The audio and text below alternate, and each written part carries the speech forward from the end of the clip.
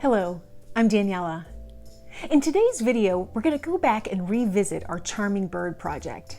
We're going to stitch a charming bird, but instead of being on a background, we're going to stitch an ornament so it hangs freely. And this is a great little topper for a gift or something that can be hung on a tree or in a doorway, and it's really charming and cute. Now this is the process that I use. It's a little different than the one to stitch it to a piece of fabric. There are a couple little nuances that you want to use to just hide some of your stitches and some of your knots. And here's my process. So here's the charming bird that we made in a previous video, and I'll of course link that. So to make that, I showed you how I made a template, which then can be reversed according to the direction that you want your bird. We're going to use this template again. And again, it doesn't matter if it's the same size as mine or not. It's just a teardrop shape for the body, and I just curve that tail. So it's not a perfectly symmetrical teardrop. And then I made another teardrop shape, much smaller, for the wing. But of course, you could make that wing exaggerated or very tiny if you want. And there's a video on variations on the wings, another one on the tail, another on the beak that you can peruse just to get some ideas.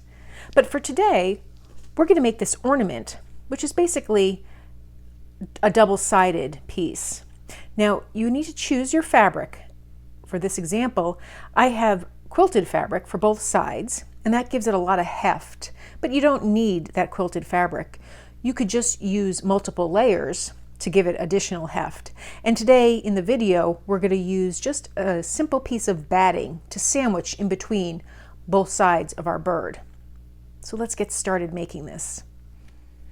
So I have my template, and I cut my piece of batting first off. This is just going to be the sandwich to our bird here, our charming bird. What I did was I cut it using that template, and then I just cut it smaller, and I might cut it smaller yet. I just don't want this to peek through. But again, if it does, it can be trimmed down quite easily. So that's the batting, the sandwich layer. You could also use a piece of fleece or thicker fabric if you don't have batting. There's no need to purchase additional things that you don't have.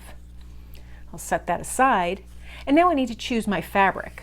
I need to choose two bodies, so two pieces of fabric for the body, and then some for the wings. And depending on how I'm going to orient the wings, instead of just two pieces of wing, I might choose to make four so that the wings are backed accordingly.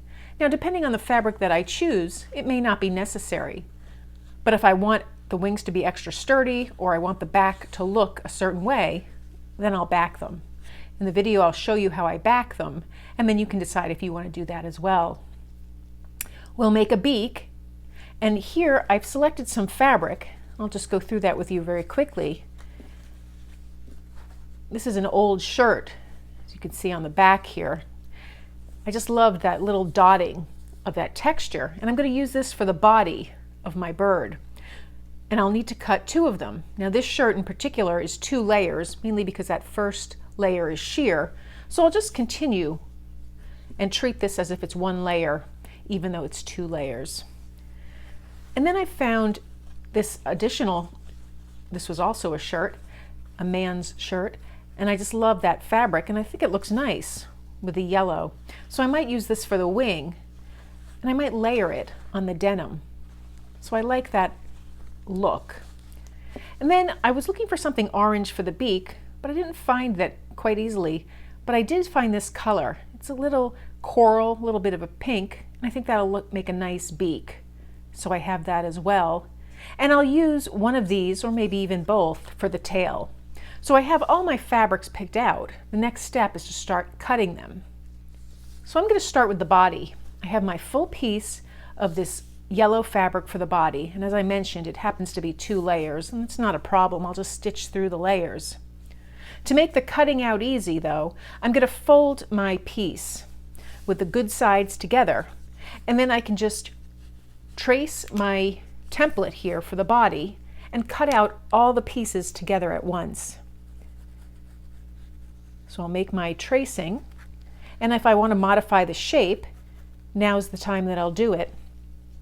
I'm using my trusty Frixian pen here, which I find in the office supply section. it will disappear with heat. So the heat of an iron will remove any of the marks that remain after I finish sewing. Then I'll just take my scissors and cut out my design.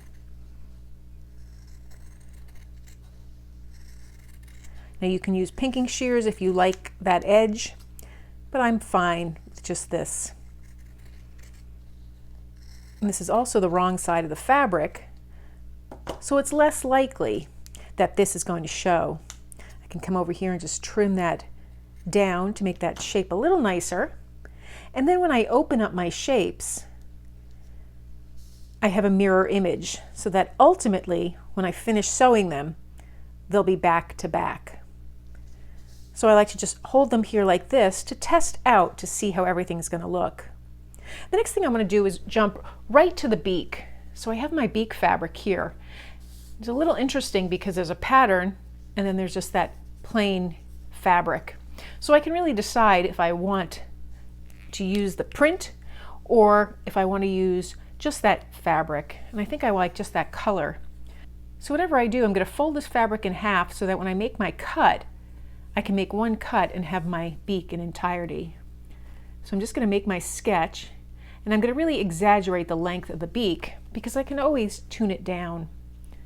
So I'm just going to cut that across, and I have a very elongated beak. Because it has both sides together, I can just sew this together and then sandwich that on my bird. Now I tend not to like the pointiness of a beak. I like to just round the edge a little. So I'll just come in here and round the edge. I just think it looks a little more whimsical, a little more comical. There's just something very harsh about a very pointy beak. And so I can set that aside right now. And now for the wings. I have my little template here, and I like the way that the print looks with the denim. So what I'd like to do first is cut 2 wings and see how they look. Now I know I want this wing to be backed with the denim fabric, so in fact I'm going to cut 4 wings. So I'll just fold my denim just like this and cut out 2 patterns. I'll trace the wing here, and I'll do the same thing over here.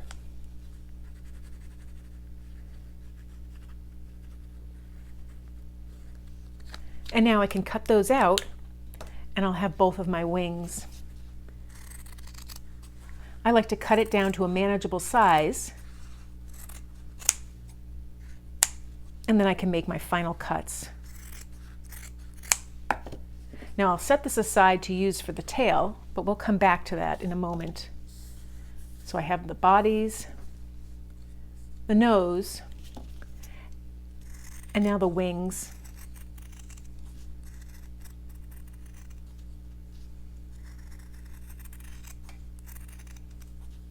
And again, I like to round the edges of my wings. Can just trim the edge here just to make sure it's nice. And now I have one set of wings. And this will work because if the wing is showing from the back, I have that nice fabric there. I'll cut out this wing and we'll take a look and see where we're at. And now our bird's starting to come together. I want to embellish the wing with this additional fabric, the stripes, and I can decide how I want the stripes to go. I tend to like my stripes going diagonally because that gives a little bit of movement. So I'll just try and plan how I want those wings to go. And then I'll fold that in half because I only need 2 of these wings. Make my mark. And I know for it to show up and still have some of that denim wing showing up, I'm going to cut it considerably smaller than the size that's here. So again, I trim it down just to a manageable size to hold while I'm cutting it. I can even trace around it with my marker just to make sure it's the right size. but I just like to eyeball it. And then I have my two wings. And I can put them right down in place.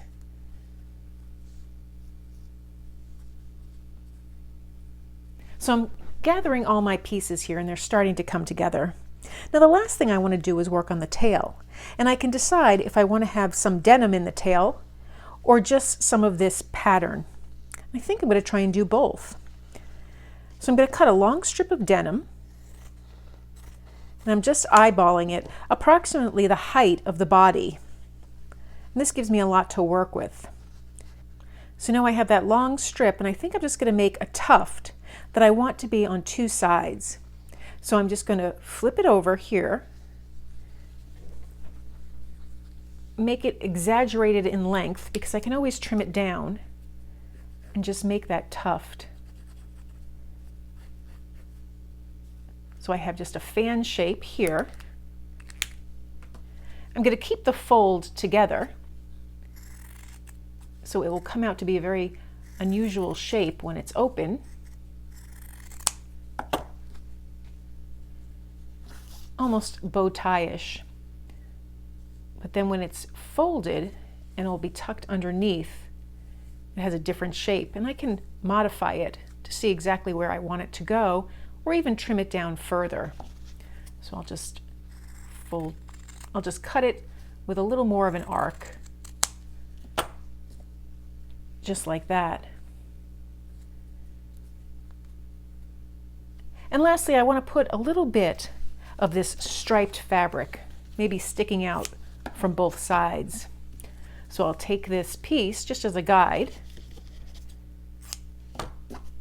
cut my fabric down to size, I'll fold it in half, and now I just want it to stick out a little from both sides. So again, I'll use this as my guide.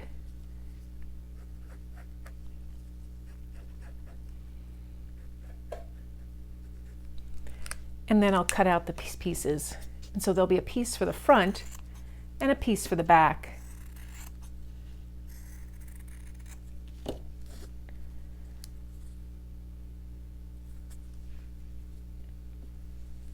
And so ultimately, that's how it'll look on my bird. So I'm pretty pleased with that. I have all my pieces here, and I'll keep all my tails together, just like this, and now we can start attaching our pieces and sewing them and embroidering them. So the first thing I'd like to do to get this started is start with the beak. Now I could put a little piece of fabric or batting inside the beak just to give it a little dimension if I wanted, but I don't think I do. I have some embroidery floss, and this is just 2 strands because I want this to look very easily put together. I don't want the stitches to really dominate this beak. So I'm just going to stitch a line of stitches to hold the beak shut, to give it the shape, and to hold it in place. Now the stitches will still show, but because they're not thick with all 6 strands of embroidery floss, they won't really dominate the image. Just be a little texture here.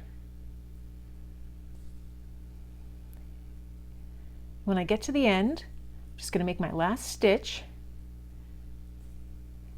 and I could come around and feed the needle right inside the piece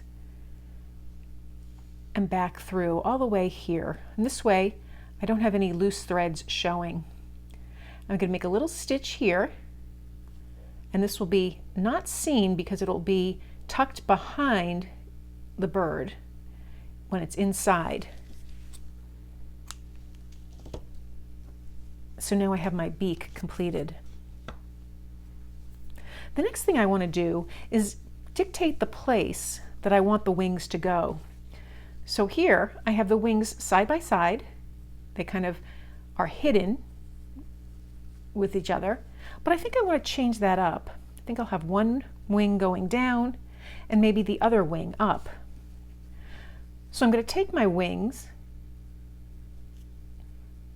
and I'll decide if I want to stitch around the edge of the wing just yet, or just enough to hold this embellishment in place, and I think that's what I'll do. So I'll take my thread that I threaded on my needle that matches the denim, and I'm going to make teeny stitches just around the edge of this little striped fabric. Just a straight stitch for now, but you can use any type of stitch you want. And I just want a few stitches to hold it in place.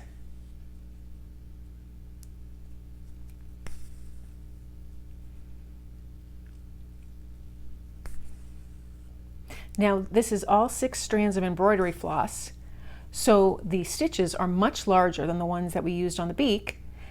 They're quite noticeable and they add a little bit of texture. Now I like that look. I think it's very rustic, and I think it is a design element that's very nice, particularly with the texture on this fabric of the body. So again, I'll just go around making these little stitches. I'm sewing through 2 layers of denim as well as the embellishment fabric here, the stripe.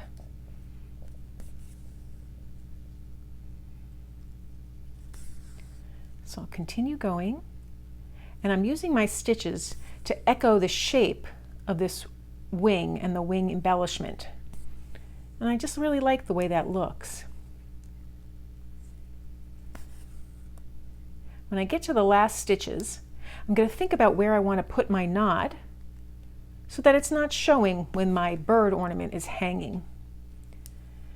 So I came in on the back end, and I want to hold this wing sort of down here like this so I can put my knot up here. I'm going to move up here to this stitch, just stitch under that stitch just to knot my thread.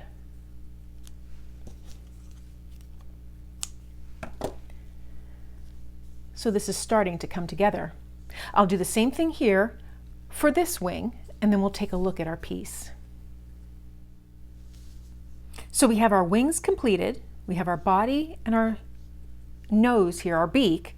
So now I want to work on the tail. What I'm going to do is flip the tail open so that that denim is open, and I'm going to take my denim colored thread here, and I'm just going to stitch the same stitch just to hold the tail in place. So I'll start down here at the base and make those little stitches. And I think I'm just going to go up the length of the fabric. I'm not going to go across this arc here. Kind of like that, keeping that open.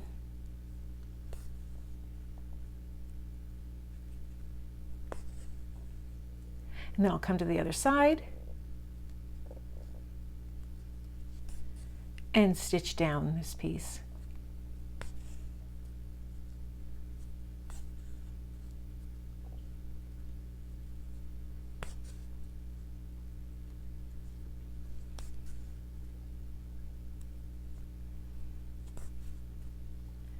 And I'll do the same thing for this side. And then we'll take a look at all our finished pieces together. So now we have the components of our bird ornament. I'm going to take the tail and flip it together, and now that's ready to be inserted into place. But the first thing I want to do is attach this wing to this body. I have some of that denim color embroidery floss that I used to stitch the striped fabric to the denim, and I just have 2 strands here because I don't want these stitches to compete with the stitches that we put for decorative purposes. So I'm just going to create small little stitches to tack down the wing to the body, just like this. And I'll just do a few all the way around the wing to hold it in place. And this is starting to make our bird come alive.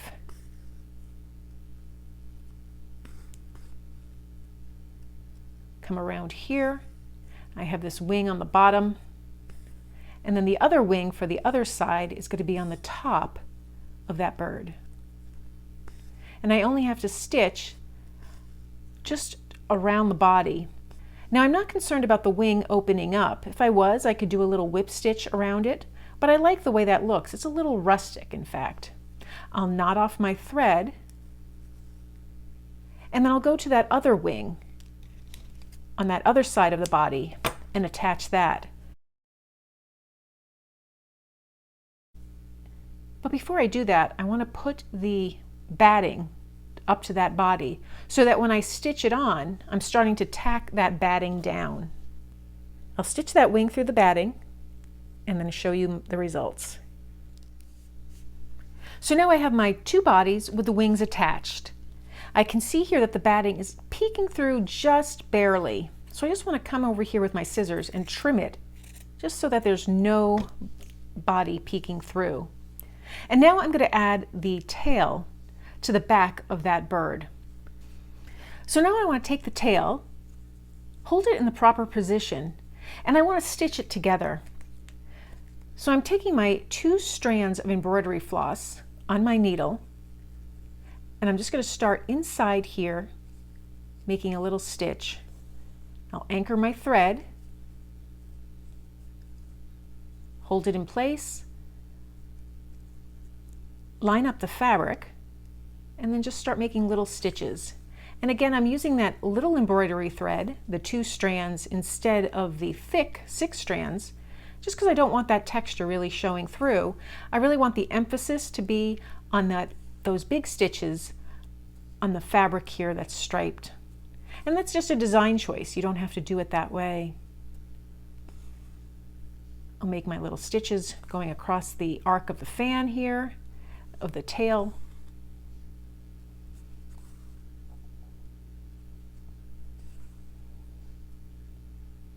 I'll come to the end of the tail and bring my stitches down the length.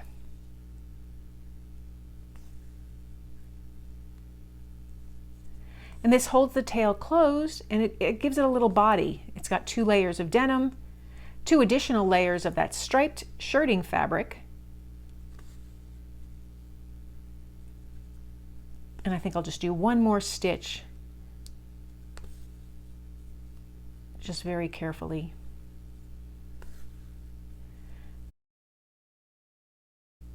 Then I'll knot my thread close to the end of the tail.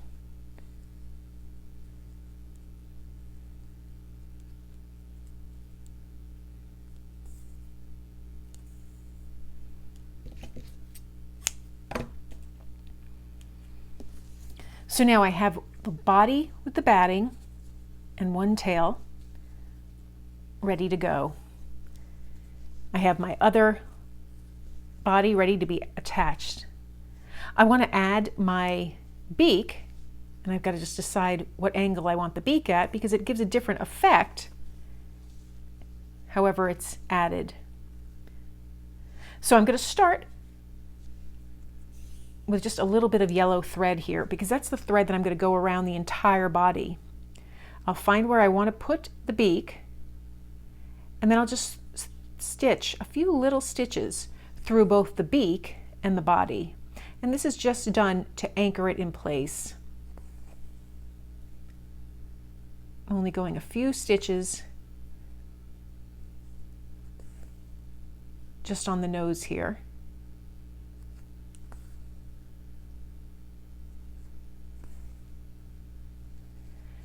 And as you can see, my stitches line up and hold it in place. I'm going to anchor it through the batting.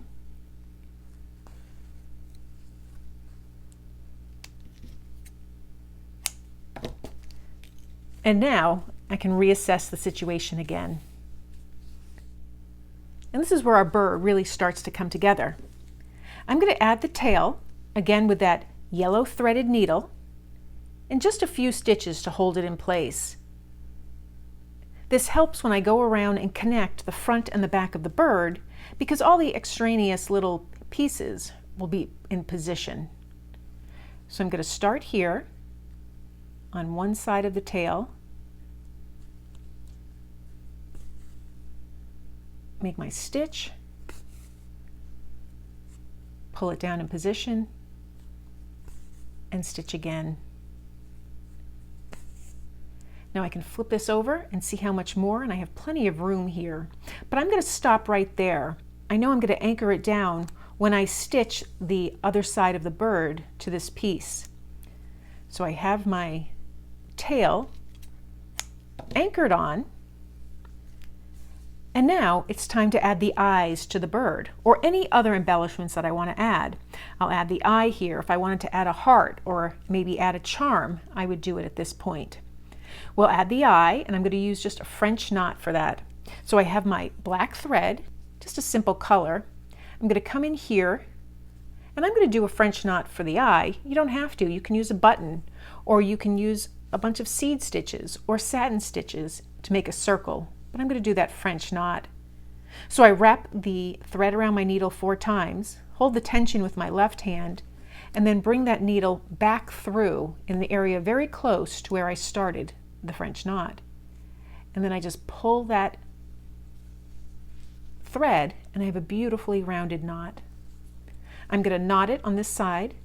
I'll do another French knot on the other side of the bird. And then we can start attaching our string for our ornament. So I have my birds done with the eyes. I see that there's a little lint, however, left over from the jeans on the bird. So I'm just taking some Scotch tape here and just pulling off that lint. So now before I combine the front and the back of the bird, I want to add a little string from which to hang the bird. You can use wire, or you could leave this part out altogether. That's up to you. I'm just taking some of this 6-ply embroidery floss, and I'm going to start on the side of the bird that has the batting. And I'm just going to go through the bird here underneath and behind the wing. And I'm going to come around and make 1 stitch that goes from the knot right to the bird here. I'm not trying to press the fabric over. And I'll go through that so it kind of forms a little knot up top. And then I can make my loop. I can make it whatever length I want. And then I'll just do the same thing where I go back through that piece with a stitch, go around, and make a knot again. And again, I don't want to fold that fabric on itself, but now I have a little string from which to hang it. I can even add a second knot with a stitch just to reinforce that, and I can clip that. So now I have a string to hang that bird. So now we're ready to combine the front and the back of the bird, so we have our completed ornament. I want to take my bird that has the backing. This is a little bit heavier than this side, and I'm going to hold the string out of the way. I'll also trim off this tail that's on the beak here, and I'm going to place my bird in the exact position I want it in. If there are any tails from any of the other stitches, this is my chance to just make sure they're tucked away safely. You can even add a little piece of tape if they're not staying. So I'll just go around making sure all my tails are in the right position, my fabrics are lined up the way I want them, and then I'll just take a couple of pins and hold it in place. You can use clips just as easily.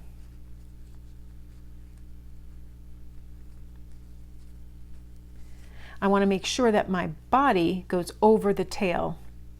So I have my embroidery floss on my needle, and I'm using the full 6 strands, but if you wanted a more delicate look, just use less.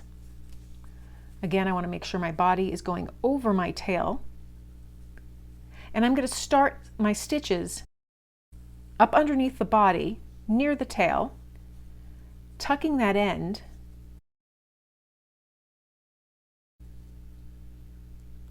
and making that first stitch. And this is going through both layers of the tail, both layers of the body. So I can just flip it over just to verify that that's exactly what happened. And that's a good anchoring point.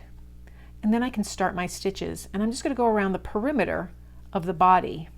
Now I want to be very slow and deliberate because I'm going through all these different layers, and it's very easy to skip a layer. I want my stitches to be very close together and evenly spaced. So I'm making my stitches, and then I'm just verifying, checking all the way around. Continuing stitching, and when I get to the area where the wing is, I'll make my stitch, my nearest stitch, and then I can bend that wing back. I have a little tail here, so I want to press that in and continue just to stitch behind that wing.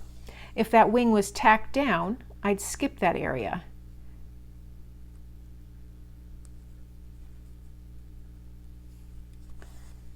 So I'm coming around, making my stitches, making sure they go through to the other side of the bird.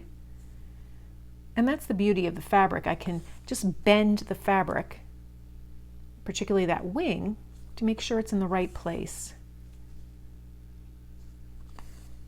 Making all my stitches, keeping them approximately the same length and the same size.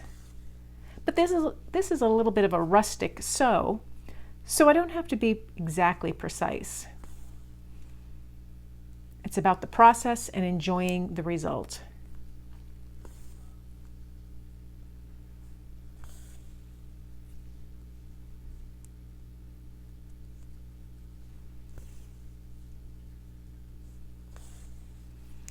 Coming around here on the curve. When I do the curves, I just make my stitch just a little teenier, not very noticeable, but that just helps the curve get a little softer and more accurate.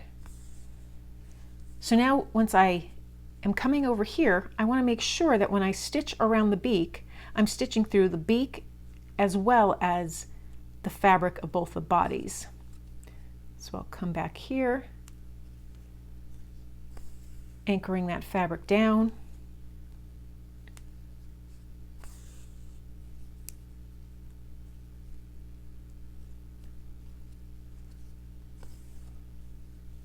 And continue all the way around. I also want to make sure I'm not stitching through the hanger here, so I'm going to tuck that under my thumb.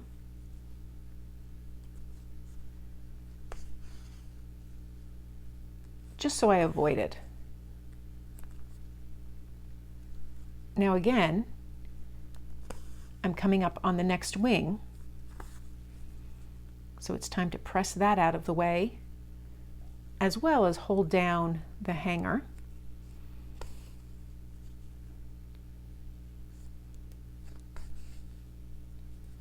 And once I get past the hanger, I can move it on the other side, so it's out of the way, and then continue right up to that tail again, going through both sides of the fabric. If I wanted to, I can do maybe a whip stitch instead of the straight stitch, and that would sandwich both pieces together. I just happen to like the straight stitch. I think it really emphasizes the shape and accentuates. So now once I get to the end, I'm going to hold down my piece, make sure everything looks correct. I'm going to stitch one more time, going through that tail again,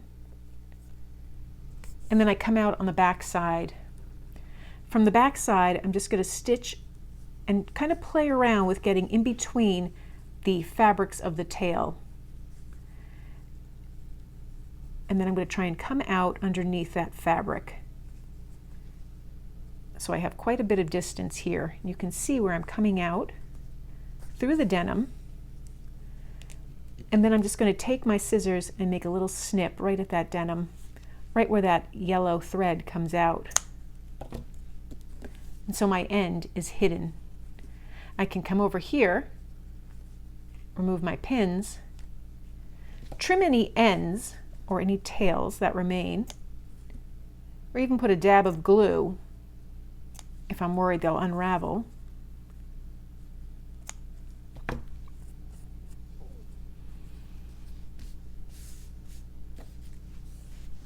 And there I have my bird ornament.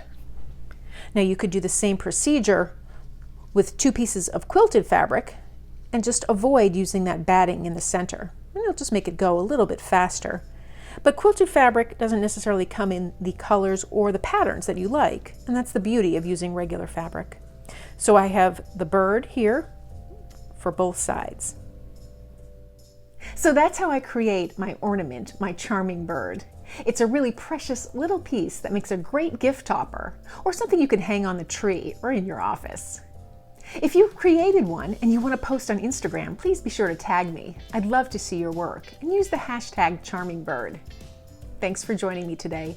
If you found this video helpful, please give it a thumbs up and be sure to subscribe.